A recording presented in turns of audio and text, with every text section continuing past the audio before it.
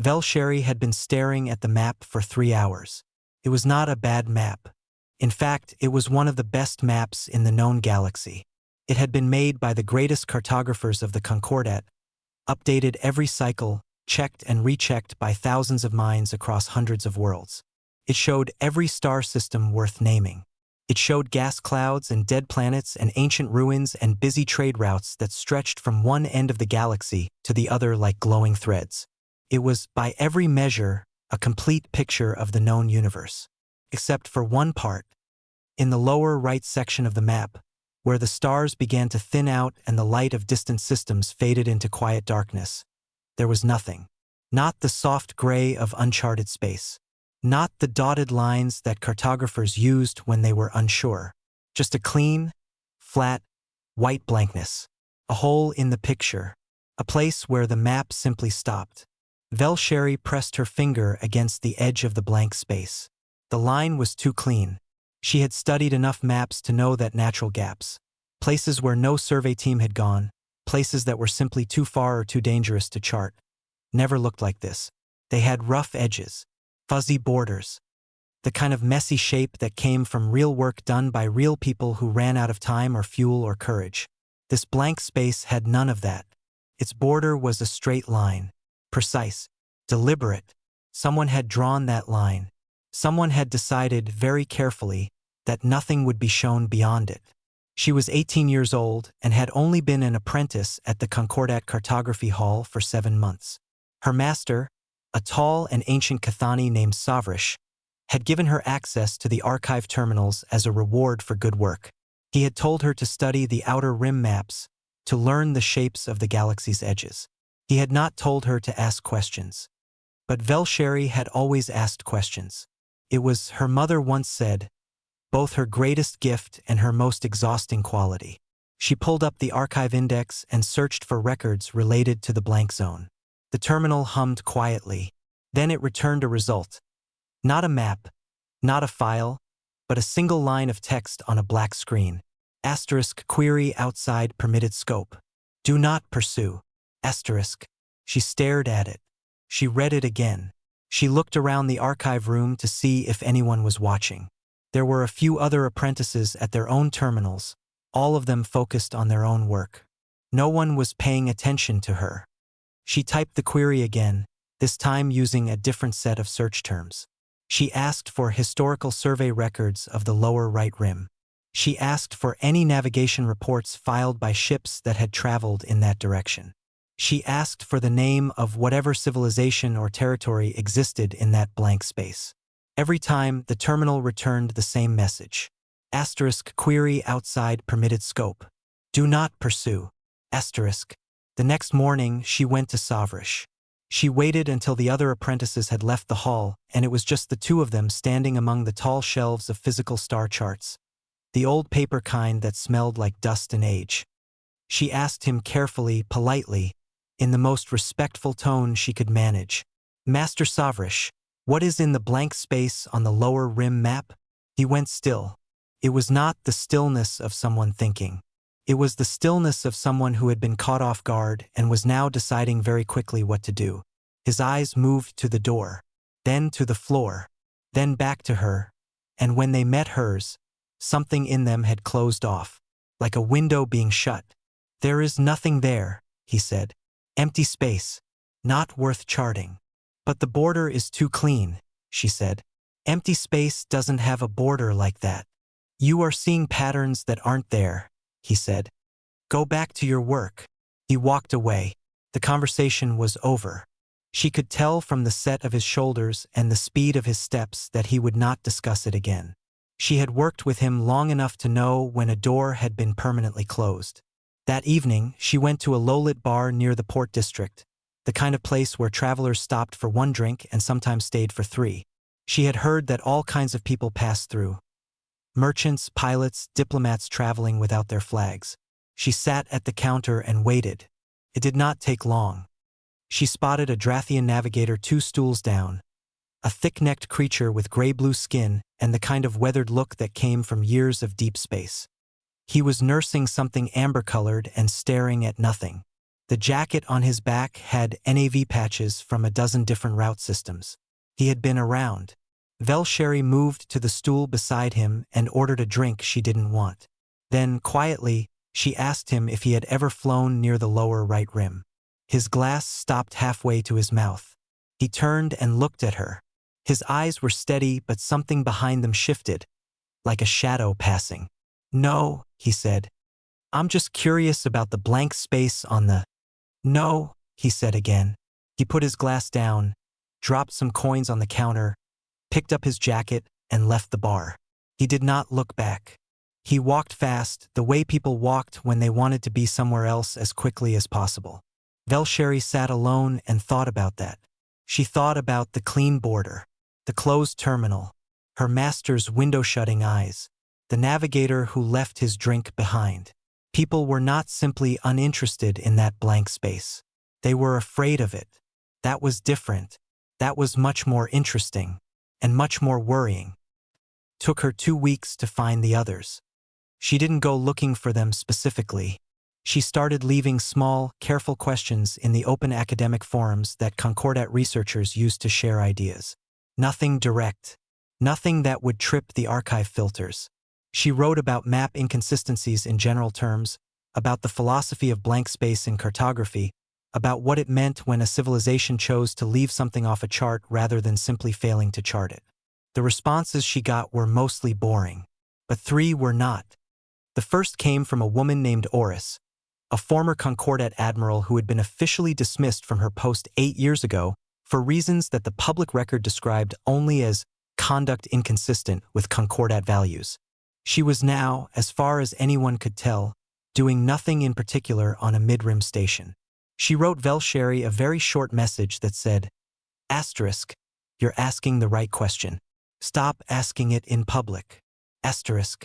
The second came from an old scholar named Preth, who had spent 40 years studying the histories of civilizations that had gone to war with other civilizations in the early days of the Concordat. He wrote 3 paragraphs that seemed at first to be about historical record-keeping, but buried in the middle was a single sentence that made Velsheri's skin prickle. Asterisk. There are 6 major conflicts in the early Concordat period for which the opposing forces listed in official records only as unnamed hostile entity, despite the fact that the conflicts lasted years and cost millions of lives. Asterisk. The third message came from someone who gave no name, only the tag of a second-hand cargo ship called the Drifting Spool. The message was 4 words long. Asterisk. Come to Dock 7. Asterisk. Velsheri went to Dock 7. The Drifting Spool was a battered mid-range hauler that looked like it had argued with an asteroid and lost. The loading ramp was down. Inside, sitting around a small folding table with cups of something warm, were Oris and Preth and the person from the cargo ship, a lean, quiet individual named Tash who had the kind of eyes that counted exits automatically. They looked at Velsheri when she walked in. "You're young," said Oris. "You're afraid," said Velsheri, looking back at all 3 of them. "All of you, but you're here anyway. So I think we want the same thing." There was a pause. Then Preth laughed, a dry sound like paper folding. "Sit down," he said. "We have a lot to talk about." They spread the maps on the table. Not the official Concordat versions. Tash had collected older maps, some of them very old, printed on materials that crinkled at the edges and smelled like old fuel depots. Maps from before certain things had been standardized. Maps from before someone had decided what the lower right rim should look like. On those older maps, the blank space was not blank. It was full of stars, full of system names and route markers and small notes in a dozen different scripts. There were trade routes marked in red. There were warning zones marked in yellow. There were notes in the margins, small, handwritten observations from pilots who had traveled there and come back with things to say. And at the center of all of it, marked in a bold, confident script that had clearly been written by someone who had been there, was a name. Human Space. Velsheri said the words out loud. They felt strange in her mouth, not because they were hard to say, but because she had genuinely never said them before. She had never had reason to. The word human was not common. She had seen it exactly twice in her studies, both times in footnotes so brief that she had moved past them without stopping. "Who are the humans?" she asked. Preth folded his hands. That, he said, is what the Concordat does not want anyone to ask. Tash reached under the table and pulled out a small device, the kind used to replay old audio logs from ship recorders. He pressed a button. A voice filled the small cargo hold. Old, static heavy. The voice of a pilot who had clearly been tired and maybe a little frightened when they recorded it. Asterisk. We crossed the border 3 days ago. I don't know what I expected. Something broken, maybe. Something quiet. But it's not quiet. I've never seen so many ships moving in so many directions at once. And the stations, they're everywhere. I counted 14 in one system alone. The scans don't make sense. These people have been building. They've been building for a long time. I'm going to try to make contact. I just want to understand why the maps say there's nothing here. Asterisk. The recording ended. The hold was very quiet. Velsheri looked at the old map. At all those stars that had been carefully removed from every official chart. At the trade routes and the names and the margin notes made by pilots who had gone and seen and come back with the truth. She looked at her 3 new companions, the dismissed admiral, the old scholar, and the silent navigator with exit-counting eyes. We have to go in, she said. No one disagreed. That, she thought, was either very brave or very foolish. Possibly both. They did not go straight in. Oris said it would be a mistake to cross the border without knowing what was on the other side. Not the star charts, they had those now, the old ones full of names and routes. What they needed were stories. The kind that didn't get written down in official records. The kind that lived in the memories of old soldiers and retired traders and species who had once shared a border with whoever lived in that blank space. So first, they gathered.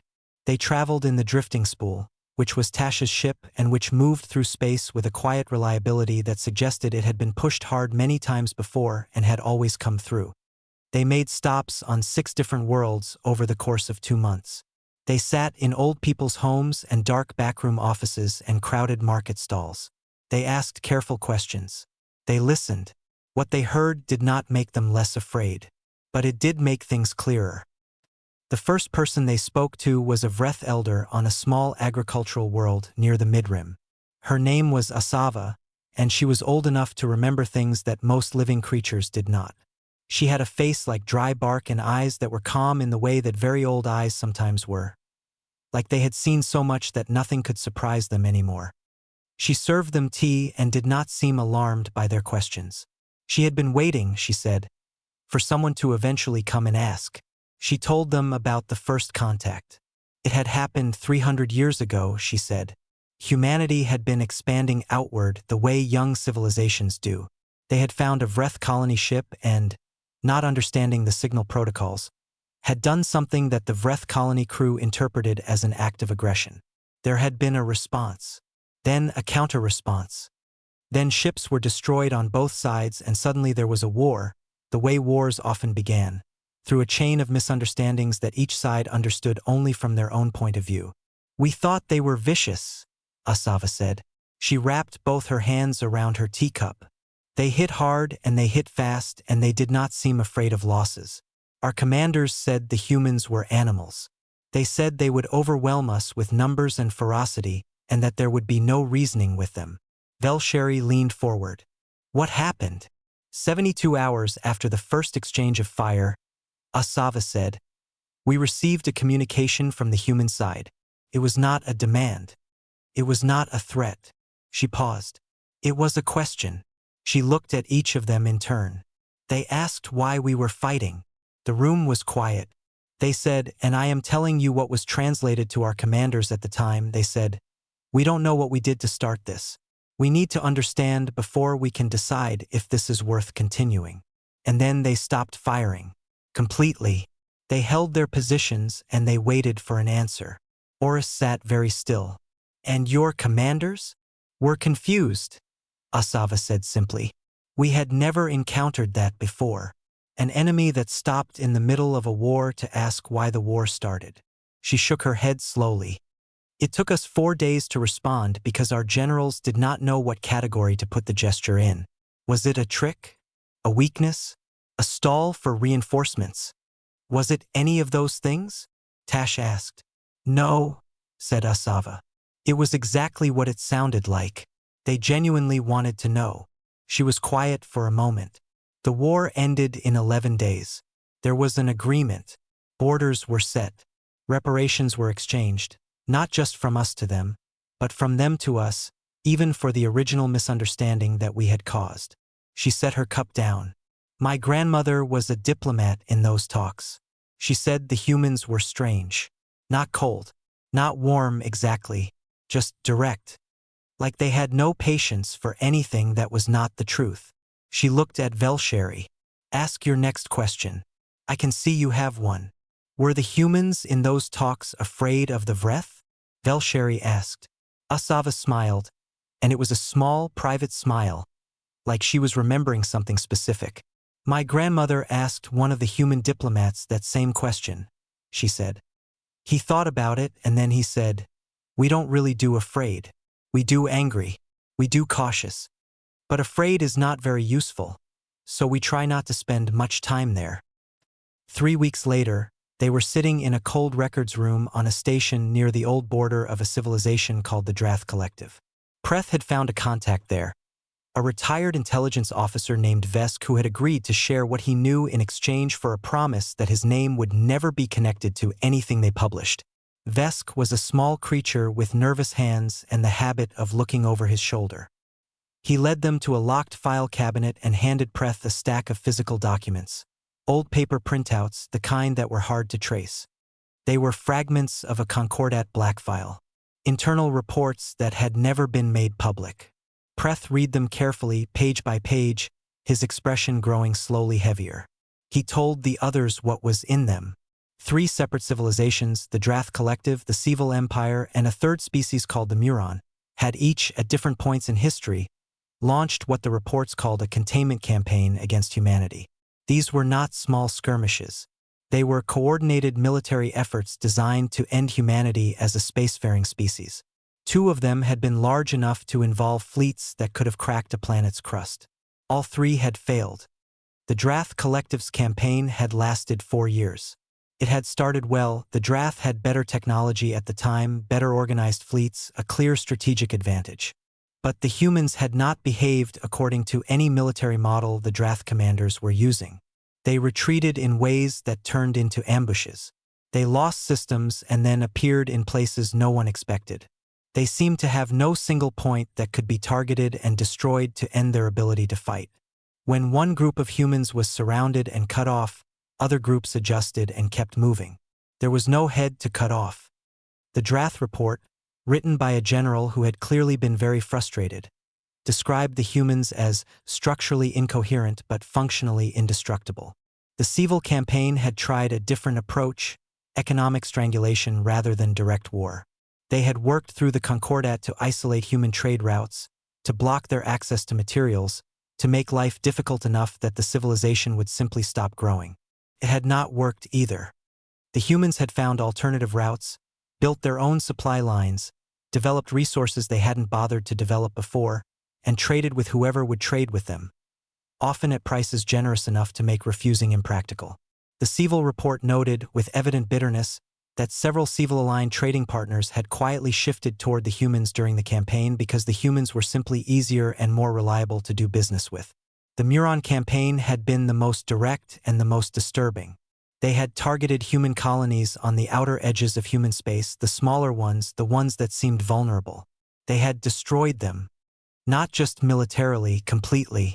The goal was to cause enough loss and grief that humanity would psychologically break, would choose survival over expansion, would retreat inward and become small. Pretha's voice was very quiet when he read the outcome.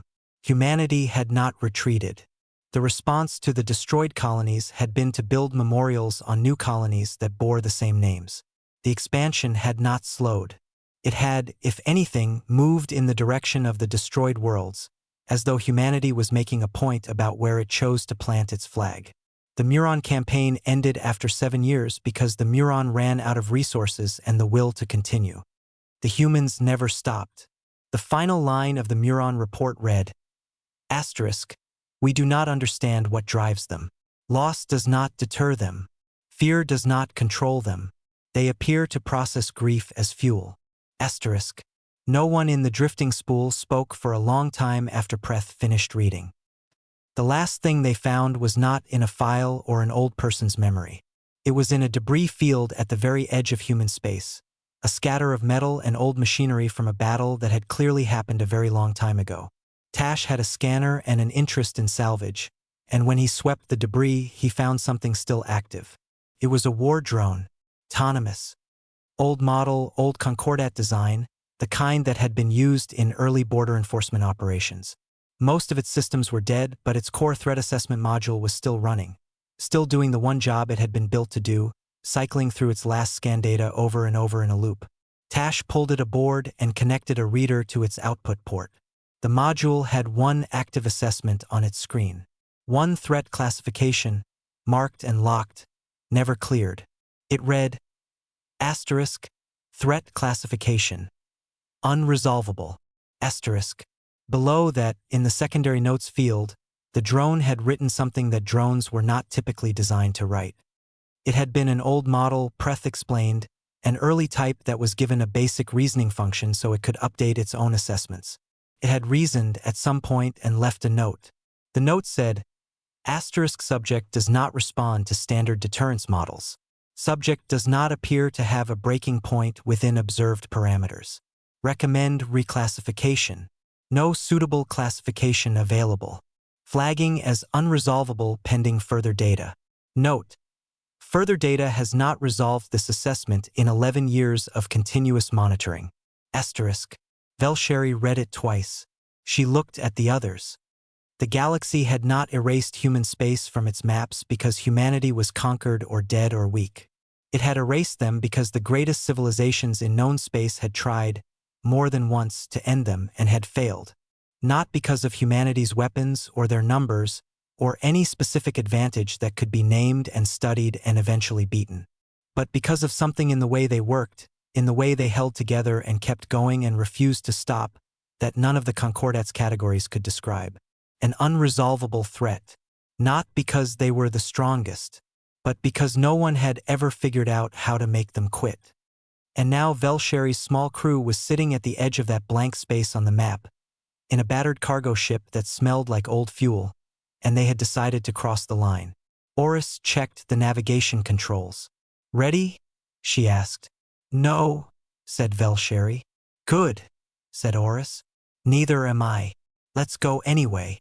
They crossed the border at dawn. Ship time. There was no fence, no wall, no dramatic line in space marked by warning buoys or patrol ships. There was simply a set of coordinates, the edge of what every official Concordat map showed as empty space, and then there was the other side of those coordinates. Tash flew them through it slowly, the way someone might step through a doorway they weren't sure was safe. For about 30 seconds, nothing changed. Space looked the same on both sides. Stars were stars. The dark was the dark. Then the sensors came alive. Velsheri was sitting at the navigation console when it happened, and the number of signals that suddenly appeared on screen made her sit up sharply. She thought at first that the equipment was malfunctioning.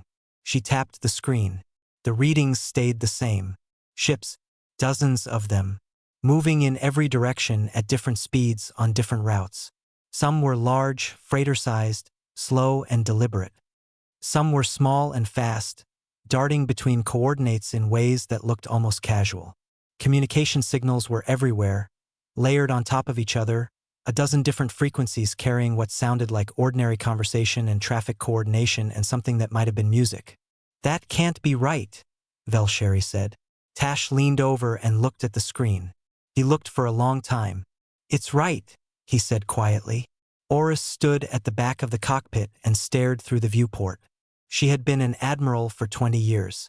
She had seen a lot of space, a lot of traffic, a lot of busy ports and active systems. Her face was not easy to read, but Velsheri had spent enough time with her now to notice when something surprised her. She was surprised.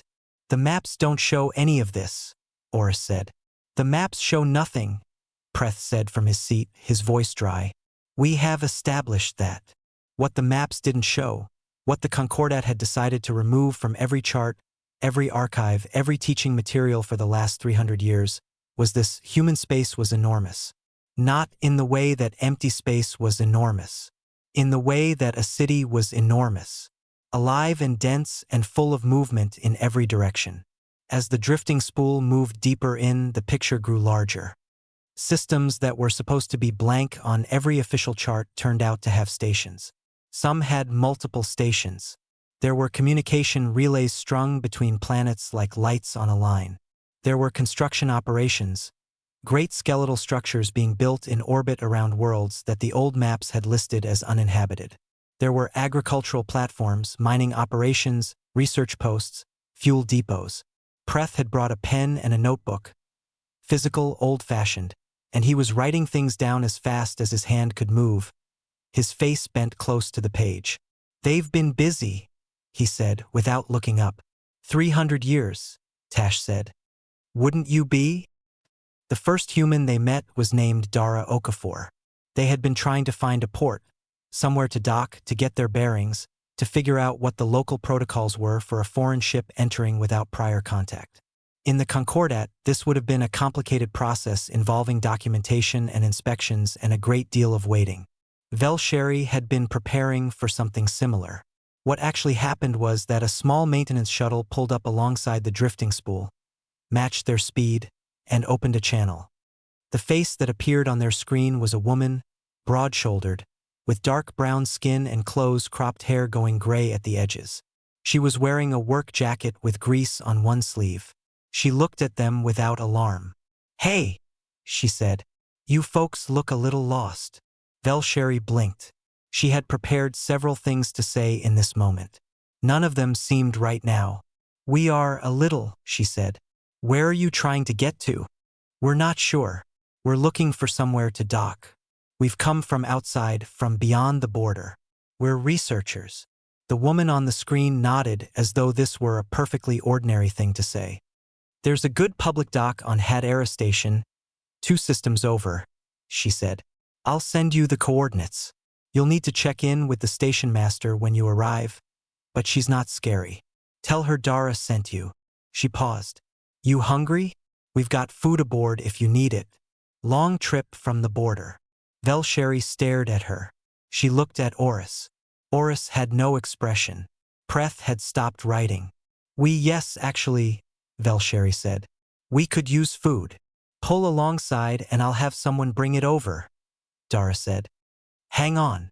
20 minutes later, a young human in an environment suit had crossed between their ships with a sealed container of hot food, something grain-based with vegetables and a sauce that smelled rich and warm.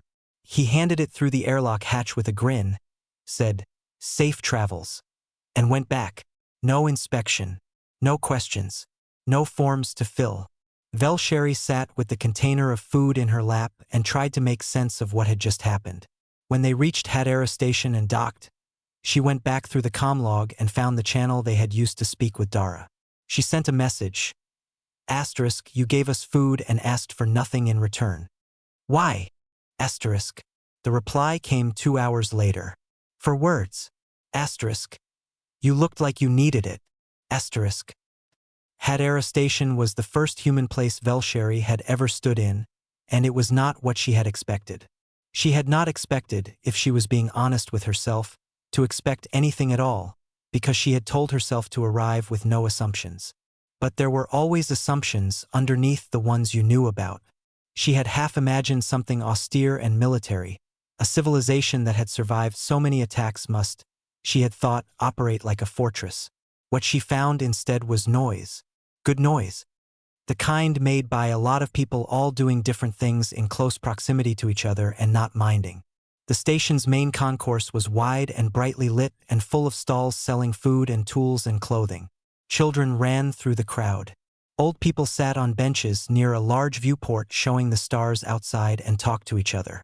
2 people near the entrance were having a loud argument about something involving a cargo contract, using large gestures and strong language, while a third person standing nearby ignored them completely and ate something on a stick. Velsheri walked through it slowly, with Oris at her shoulder. "It's loud," Oris said. "Yes," said Velsheri. "I expected it to feel more like a war camp," Oris admitted. "So did I." They found the station master in a cluttered office near the docking bay control room. She was a tall woman named Ferris who had the manner of someone responsible for too many things at once and had long since made peace with that. She looked at their documentation, such as it was, and asked a few direct questions about where they were from and why they were there. Velsheri told her the truth, that they were researchers, that they had found evidence that human space had been removed from Concordat maps, and that they had come to understand why. Ferris listened. She did not seem alarmed. She did not call security. "Yeah," she said, leaning back in her chair. "We know about the maps." Velsheri paused. "You know? We found out maybe a century after they did it," Ferris said. "Word travels, even when someone's trying to keep it quiet." She shrugged. "We talked about it. Argued about it, really, the way we argue about everything. Some people wanted to make a big deal out of it. Others said leave it alone. Eventually the general feeling was that if they wanted to pretend we weren't here, that was their problem to have, not ours. We had other things to work on." "That's it," Oris said. "You just let it go?" Ferris looked at her with calm eyes. "We didn't let it go," she said. "We just chose what to spend our energy on. Being angry at a map doesn't build anything." She paused. "We built things instead." Over the following weeks, the crew moved deeper into human space, stopping at different worlds and stations, always asking questions, always listening. They found that humans had no single government. The Concordat ran through a central council, laws, standards, authority, all flowing from one source. Humans had nothing like that. There were republics and coalitions and loose agreements and local councils and trade unions and community boards. There were arguments at every level about how things should be run. There were elections and debates and disagreements that seemed, from the outside, like they should produce chaos. But somehow they didn't. When a crisis came, and Velsheri learned of several from recent history, the different groups aligned fast. Not perfectly, not without argument, but enough. A natural disaster on one world had seen 3 separate rival coalitions coordinate relief shipments within hours, despite having disagreed loudly about trade policy the week before. "How do they do that?" she asked a young human named Bren, who ran a small cargo operation out of a mid-sized colony and seemed to have time to talk. Bren thought about it. "I think we just don't like to see people suffer," he said. "When someone's really in trouble, it's hard to stay focused on whatever we were arguing about." "But the arguments come back?" "Oh yeah, immediately after." He smiled. "We're very consistent about that." The military technology, as far as Velsheri could see, was not the most advanced in the galaxy. The Concordat had better weapons on paper, better ships in terms of raw specifications. But as she read through the historical engagement reports that Preth was quietly collecting from public archives, things humans had simply put in their own open libraries, available to anyone who looked, she started to understand the drone's assessment. It was not the weapons that made human military campaigns so difficult to resolve. It was the thinking behind them. Every battle she read about had notes in the margins, literally. Human commanders wrote their reasoning as they went, and the reasoning was always about the problem. What is the problem here? What outcomes are we trying to avoid? What does the other side want? And is there a version of this where neither side loses everything? Even in wars they hadn't started, there were notes about how to end them. One line from an old military commander stuck in her head. She found it in a public memorial archive, a speech given after a long and costly conflict. She copied it into her own notebook. *, we fight to make fighting unnecessary. The day we stop asking how to end a war is the day we've forgotten why we started fighting at all. *. She thought about the Muron campaign, about destroyed colonies rebuilt with the same names, about grief processed as fuel. She thought she was beginning to understand something, not all of it, but the shape of it. And she thought, sitting on the edge of a viewport at Had Era Station, watching human ships move through the stars in every direction, purposeful, busy, completely unaware of the blank space they occupied on someone else's map, that she had never felt so certain of anything in her life. This civilization had not been erased from the maps because it was weak. It had been erased because someone, somewhere in the Concordat, had understood something that they were too proud or too frightened or too invested in their own power to say out loud. She didn't know exactly what that something was yet, but she was going to find out. The message came on a quiet morning, 3 weeks after their arrival on Hadera Station. Velsheri was sitting in their docked ship, reviewing her notes. She had pages and pages of them by now.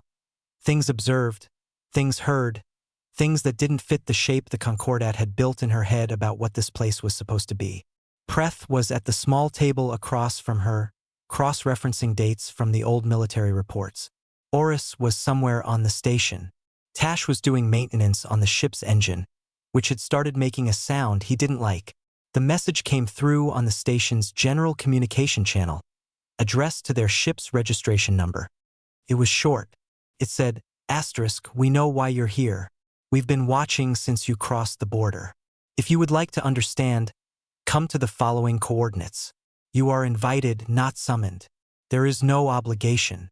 Human Intersystem Council, Coordinating Office. *. Velsheri read it 3 times. Then she went to find Oris. The coordinates led them to a world called Meridian. It was not the most dramatic planet she had ever seen. No great sweeping rings or bright unusual colors, just a comfortable-looking world with blue and green and white that reminded her of something peaceful. Cities were visible from orbit, spread out across continents in patterns that seemed organic rather than planned, like they had grown rather than been built. They were given landing clearance without difficulty and directed to a public landing pad near the center of a city called Ardenvale. It was a warm day, full of what Velsheri had come to recognize as the standard human urban noise, voices and movement and the sound of things being built somewhere not too far away. Car was waiting for them. It drove them through streets lined with tall trees to a large, plain building that didn't look like a government seat at all. It looked like a library. Wide windows, old stone. A garden along one side where people were sitting with food and having lunch in the sun. Inside, a young man led them down a hallway and into a meeting room with a long wooden table and chairs and a window that showed the garden. On the table there were drinks and a plate of food. No guards, no weapons visible. At the far end of the table, standing as they entered, was an old man. He was human, clearly, the same general form Velsheri had been observing for weeks. 2 arms, 1 head, stood upright. But there was something in the way he held himself, not stiff but very still, that suggested a great deal of experience and a great deal of weight carried over a long time. His hair was white. His face had deep lines in it. His eyes were pale and attentive and, more than anything, tired. "I'm Jonas Ray," he said, "Admiral Emeritus, retired. I speak for the coordinating office today because I was alive when most of what you've been looking into actually happened." He gestured to the chairs. "Please sit. I'd rather not stand if we can avoid it. My knees are not what they were." They sat. He sat. He looked at each of them in turn, Velsheri, then Preth, then Oris, then Tash. "You came a long way to ask a question," he said. "I'd like you to ask it directly. I'll give you a direct answer." Velsheri thought about all the careful, indirect questions she had spent months learning to ask. Then she set them aside. "Why did the Concordat erase you from their maps?" she asked. Jonas was quiet for a moment. Then he nodded once as though she had passed some kind of small test. "Because we scared them," he said. "But not in the way most people imagine when they hear that." He told them the story from the beginning. Not the beginning of human space, that would have taken longer than they had, but the beginning of the problem, which was a different and more specific thing. 300 years ago, Jonas explained, the Concordat had been at the height of its influence. It was a coalition of the galaxy's most powerful civilizations, built on a simple and effective idea. That the strongest species set the rules, and that the rules benefited the strongest species most, and that this was simply the natural order of things. It was not presented as cruelty. It was presented, and perhaps genuinely believed, to be stability. Order. A system that worked. And for most of the galaxy it did work. Or at least it worked well enough that most species found it easier to accept than to fight. But then humanity arrived at the edges of Concordat space. Not aggressively. Not with weapons pointed outward. They arrived the way a growing thing arrives, by expansion, by exploration, by the simple process of filling the space that was in front of them. They made contact. They established trade. They learned languages. They were curious and direct and sometimes difficult but not, as far as anyone could objectively observe, dangerous. The problem was not what they were doing. The problem was what they represented. Jonas leaned forward and put his hands flat on the table. The Concordat's entire system was built on a foundation, he said. And that foundation was the idea that there was a right way for things to go. Strong civilizations rise. Weak ones fall. Those with power hold it because they deserve to hold it. Those without power accept that because the alternative is chaos. He paused. It's a tidy system, and it had one very important requirement. What requirement? Velsheri asked. That every species eventually reaches its limit, Jonas said. That there is always a point at which a civilization that is attacked, isolated, pressured, destroyed, reaches that limit and stops. Gives up, collapses, accepts the natural order. He sat back. The Concordat had seen it happen dozens of times. They understood how it worked. They had built systems around it. He looked at the table. And then they tried to find our limit, he said. He told them about the Drath campaign in straightforward terms, not in the dry language of the blackfile reports that Preth had read, but plainly the way someone described something they had thought about many times. The Drath had been certain. They had the technology advantage. They had the numbers. They had a clear strategy. And humanity had, as the reports confirmed, refused to behave correctly. They did not centralize. They did not have a single point that could be broken. When one part of them was cut off, other parts adapted. When they lost ground, they found different ground. When they were hurt, they kept moving. The Drath general who led the campaign, Jonas said, had written something in his private log near the end of it. Not in any official report. Just a private thought, written late at night after a long day of a war that wasn't going anywhere. He had written, asterisk, I don't think they know how to surrender. Not because they're too proud. I think it's because the idea doesn't occur to them as a real option. Asterisk. Is that true? Oris asked quietly. She had been a military commander. She asked the question as a professional, not an accusation. Jonas considered it. Not entirely, he said. We know what surrender is. We've done it at the tactical level when it was the right call. But at the civilizational level, he thought about it. I think what the Drath commander was picking up on was something different. We don't have a category for it's over. As a species, we just don't have it. There's always another option. There's always something left to try. And if we can't think of anything, we wait until we can. He paused. It's probably not a strategy anyone decided on. It's just how we're put together. Then he told them about the Muron campaign, the colonies, the decision to destroy them. His voice was still even, but something beneath it changed slightly. The weight Velsheri had noticed when she first looked at him became more visible. They thought grief would do it, he said. That we would look at what we had lost and decide the cost was too high. That the expansion would stop.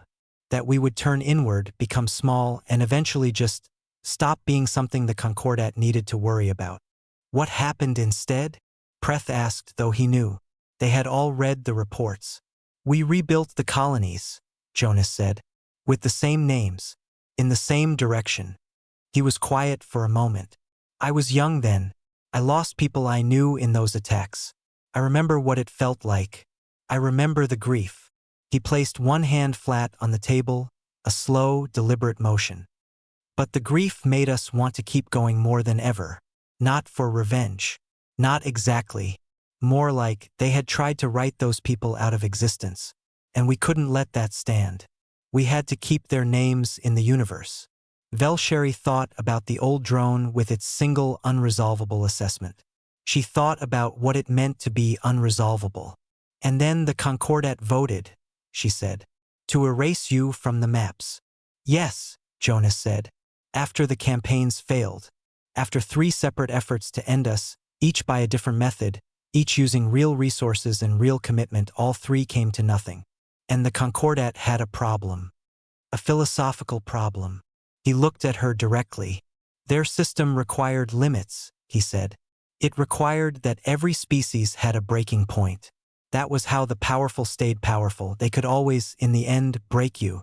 But they couldn't break us. They had tried. And they couldn't find the break. He shook his head slowly. And if we didn't have a limit, if a civilization could absorb everything and keep going, then the whole foundation of their system became questionable. If the strong don't always win in the end, then what exactly is the justification for the strong making all the rules? The room was very quiet. So they hid us, Velsheri said. They hid us, Jonas agreed. They erased us from the maps. They removed us from educational records. They let the memory of us fade in the younger species. They hoped that if no one remembered we existed, and we stayed quiet in our space building things, eventually it would all just become irrelevant. The question we represented would never need to be answered. Oris, who had been silent for a long time, spoke. But we're here, she said. A cartographer's apprentice found the edge of your blank space and couldn't leave it alone. Jonas looked at Velsheri.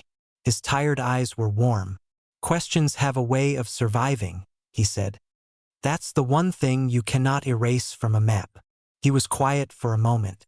Then he said, they weren't afraid of what we'd do to them. We had never threatened the Concordat. We had no interest in conquest. We just wanted to exist and grow and build things and talk to people. He paused. They were afraid of what it meant if we kept existing.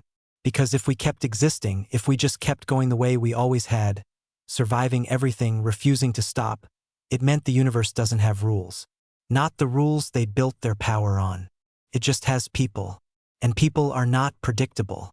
People cannot be controlled by simply being stronger than them. He picked up his cup and held it for a moment.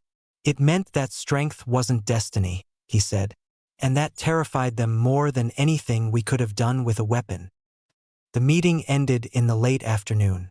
Jonas walked them to the door himself. At the threshold of the building, he stopped and looked out at the garden where people were still sitting in the last of the day's light. What will you do with what I've told you? He asked. Not a threat, just a question. Velsheri looked at the garden, then back at him. Tell people, she said simply. Jonas nodded once. He looked like someone who had been carrying something heavy for a very long time, and had perhaps, in this moment, set a small part of it down. Good, he said. He went back inside. The four of them walked to the car, through streets that smelled of warm air and growing things, under a sky that was beginning to go the color of old copper at its edges. Around them, the city continued its life. People walking, talking, laughing, arguing, going home, going out, living. Velsheri thought about blank spaces on maps. She thought about what it meant to fill them in. She did not sleep much that night. But when she did, she dreamed of stars, not blank and white and erased, but named and bright and thoroughly, defiantly present. Velsheri wrote everything down. She had been writing since the first day she noticed the clean edge on the map, but now she wrote with purpose. Not as notes, not as observations, but as a record. The kind of record that was meant to be read by others. She wrote about the old maps with their systems and routes and margin notes written by pilots who had gone and seen and come back with the truth. She wrote about Asava and the war that ended because humanity stopped and asked why. She wrote about the black file fragments, the 3 campaigns, the drone with its single unresolvable assessment. She wrote about crossing the border and finding noise where there was supposed to be emptiness. She wrote about Dara and her food and her forward answer. She wrote about Jonas Ray and the weight behind his eyes and the quiet, still way he said the universe doesn't have rules, it just has people. She wrote it in plain language. No complicated terms. No academic hedging. The kind of writing that anyone could pick up and follow, because she wanted anyone to be able to pick it up and follow it. Preth edited. Oris reviewed the sections about the military history and confirmed that what they said was accurate. Tash, who was a man of few words, read the finished draft once from beginning to end and then said simply, "It's good. Send it." They sent it on a Tuesday morning, ship time, while docked at a public station 3 systems inside human space. They sent it to every open academic channel in the Concordat they could access. They sent it to news services that were not officially Concordat aligned. They sent it to the inboxes of individual researchers, scholars, journalists, and teachers whose names they had collected over the months of their search. People who asked questions for a living, people whose job it was to notice when something was being kept quiet. They sent it in plain text and in compressed file format and in audio format that Velsheri recorded herself, sitting in front of the ship's internal recorder and reading it aloud in her own voice. The title was simple: What the Concordat Removed from the Map and Why. Then they waited. For 2 days, nothing seemed to happen. Velsheri spent those days in a state of controlled anxiety, checking channels, watching for responses. She had prepared herself for the possibility that the Concordat would suppress it before it spread, that their systems were fast enough, thorough enough, that they could catch it before it reached enough people to matter. But the Concordat suppression systems had been built for a different time. They had been built to manage the slow movement of physical documents and controlled communication networks. They had not been redesigned in 300 years because there had been nothing in those 300 years that they seriously needed to suppress. They were too slow. By the end of the second day, the responses had started. The first wave came from academics, researchers who had spent careers working around the edges of the exact questions Velsheri had asked, who had noticed inconsistencies and been told to look elsewhere and had done so outwardly while quietly continuing to pull at the same threads. Several of them published their own responses within hours, attaching decades of supporting evidence that had been sitting in their files, waiting for a moment when it was safe to bring it out. The second wave came from the public. This one was louder. There had been, as it turned out, a great many people across the Concordat who had noticed the blank space. Children who had asked their teachers and been redirected. Travelers who had filed reports of unusual signals near the lower right rim and been told their equipment was malfunctioning. Pilots who had traded stories in bars about the edge of the map where something felt different. For hundreds of years, these people had existed, scattered, unconnected, each one told privately that they were mistaken or overthinking or simply not permitted to pursue the question. Now they found each other, all at once, across every open channel the Concordat maintained. The conversation was enormous.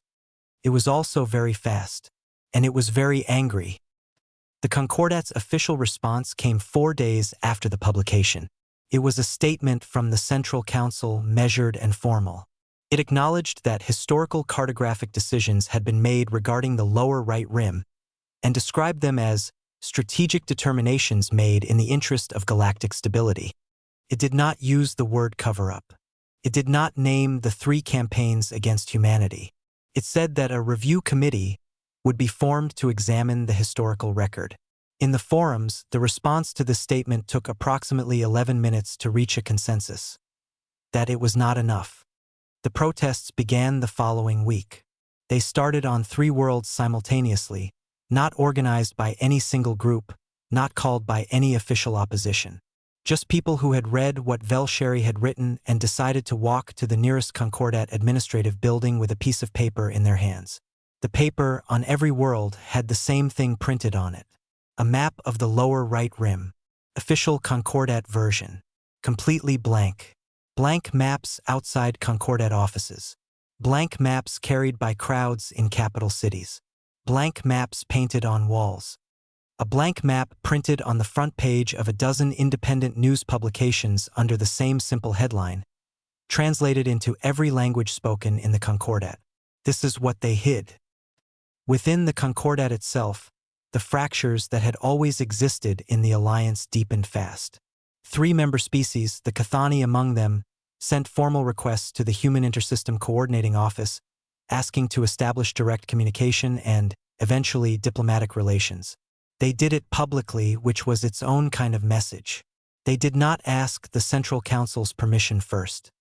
The Civil and the Muron, whose historical campaigns against humanity were now public knowledge, said nothing for several days. Then the Muron issued a statement that was, given everything, surprising. It acknowledged what had been done. Not fully, not in the depth that the historical record demanded, but it acknowledged it. It used the word wrong. It said that conversations should be had. Preth, reading the Muron statement on a screen in their ship's small common area, sat for a long time. "I didn't expect that," he said finally. "Shame is interesting," Oris said. It can break people. Or it can make them honest. She paused. Sometimes it does both at once. The disgraced admiral who had helped Velsheri from the beginning, Oris herself, received a formal communication from the Concordat Central Council during the third week.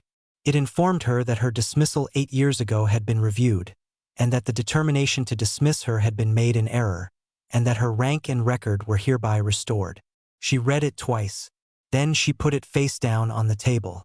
I'm resigning, she said. Velsheri looked at her. From reinstatement? From the Concordat entirely, Oris said. She looked calm and certain in a way she had not looked when Velsheri first met her. A woman then doing nothing in particular, heavy with something she hadn't been able to name.